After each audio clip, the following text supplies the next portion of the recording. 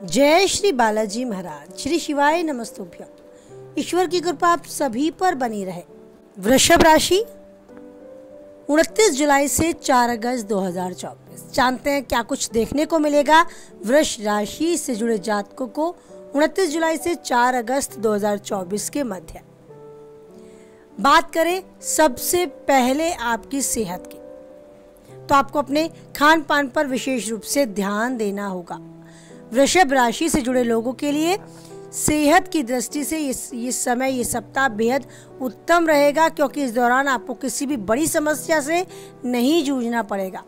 ऐसे में सकारात्मक समय का लाभ उठाते हुए अपने स्वास्थ्य को और बेहतर बनाने के लिए प्रयास करना होगा। विशेष ध्यान स्वास्थ्य पर इन दिनों जरूर रखना है, क्योंकि ये समय आपको काफी हद तक ऊर्जावान और सकारात्मक आवरण में रखने वाला है। ताजी हवा में घूमें, सांस लें, अच्छे खान पान का नियम से पालन करें, एक अनुशासित दिनचर्या का पालन करें। अगर अभी तक आप सेहत को लेकर थोड़ी लापरवाही दिखा रहे थे, तो अब अनुशासन में आना बहुत आवश्यक है, क्योंकि ये समय आपकी सेहत के प्रति आपको जागरूक करने का भी है। योग और व्यायाम को भी अपनी दिनचर्या में शामिल करें। कोई गंभीर बीमारी या कोई नई बीमारी आपको नहीं घेरेगी, लेकिन आपको ये ध्यान रखना है कि अगर कोई पुरानी बीमारी आपको जकड़े हुए है जिससे अभी तक आप बाहर नहीं आ पाए हैं, तो उसे बाहर आने का ये समय है।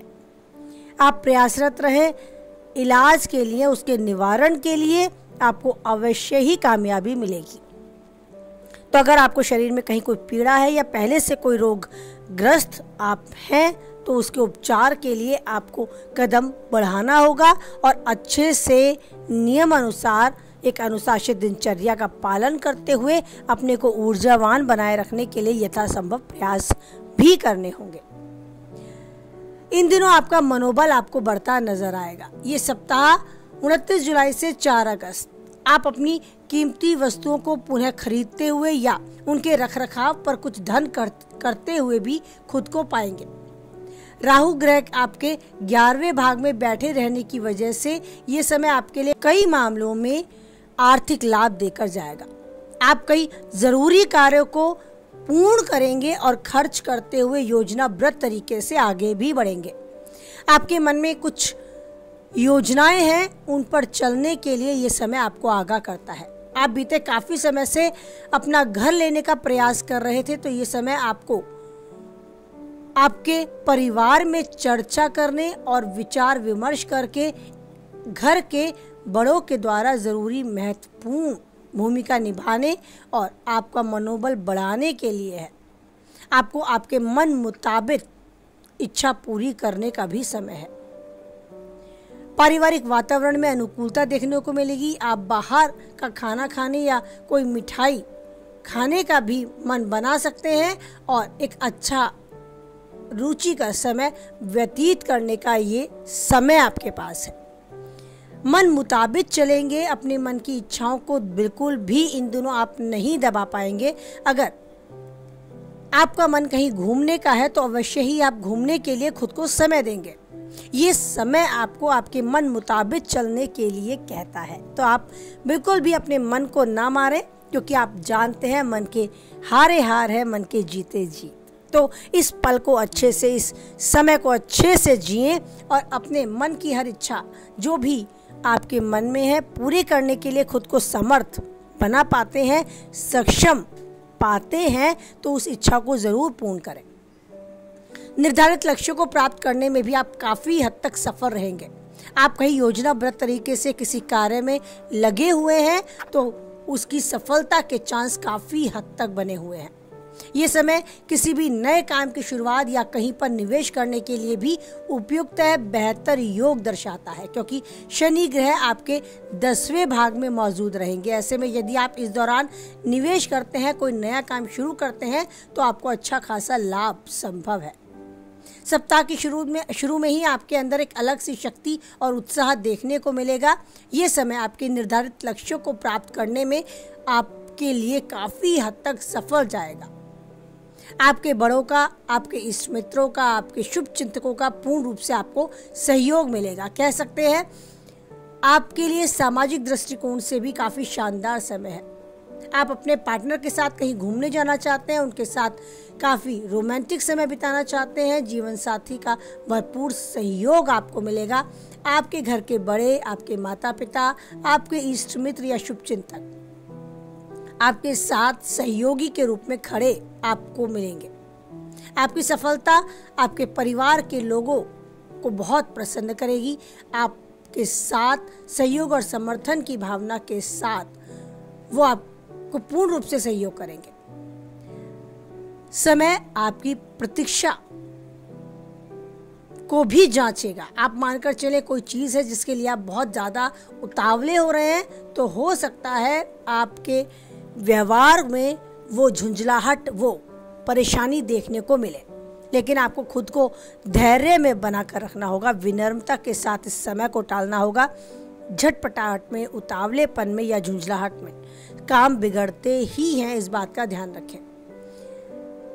उदाहरण के तौर पे कहा जा सकता है, कोई किताब, कोई आपकी अमूल्य चीज़ आपको नहीं मिल रही है तो आप मानसिक तनाव में आ जाएंगे। आपका स्वभाव बड़ा व्याकुल देखने को मिलेगा। छोटी छोटी बातों से आपको परेशानी बनेगी। गुस्सा या क्रोध आप पर हावी हो जाएगा। आप खुद को कोसने लगेंगे। ऐसा कुछ आपको महसूस हो तो आप अपने इष्ट देव को याद करें। जिस भी ईश्वर को आप मानते हैं उस ईश्वर का स्मरण करें, चिंतन करें, अपने आप को धैर्यवान बनाए रखें, उस ईश्वर को नमन करें और कुछ समय उसके साथ ज़रूर व्यतीत करें। ऐसी परेशानियां अगर आप पर हावी हो जाती हैं, आप तनावग्रस्त हो जाते हैं, तो अपने आप को ऊर्जावान बनाए रखने के लिए, तनाव मुक्त बनाए रखने के लिए ईश्वर को अपने साथ जोड़कर रखें। हर चीज़ में, हर परेशानी में, हर सफ़र में उन्हें अपने से आगे रखें। आप देखेंगे कि कोई परेशानी आपको छू भी नहीं पाएगी। कुछ ऐसा समय देखने को मिलेगा कि परेशानी है, महसूस हुई थी पर अब नहीं हो रही।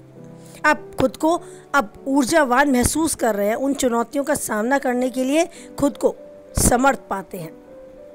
तो इस समर्थता, ये ऊर्जावान बने रहने की क्षमता आपको उस ईश्वर के साथ स्ट्रॉन्ग कनेक्शन बनाने पर स्वतः ही आशीर्वाद के रूप में प्राप्त होगी। इस बात को आप मानकर चलें।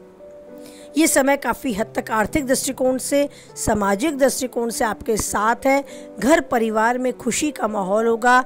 आप समाज में एक रुतबा पाएंगे, एक वाहवाही पाएंगे। आपकी योग्यता सबके सामने प्रदर्शित करने का ये समय साथ ही आपको आर्थिक दृष्टिकोण से मजबूत करता, आपके कार्य क्षेत्र में, आपके व्यवसाय में, आपकी जॉब में एक नया मुकाम हासिल करने, कुछ नया कर दिखाने का ये समय काफ़ी हद तक हर तरीके से आपका स्वागत करता है कि मैं तैयार हूँ। बस योजनाबद्ध तरीके से, आत्मविश्वास भर उस ईश्वर को साथ ले, मेरे साथ चल।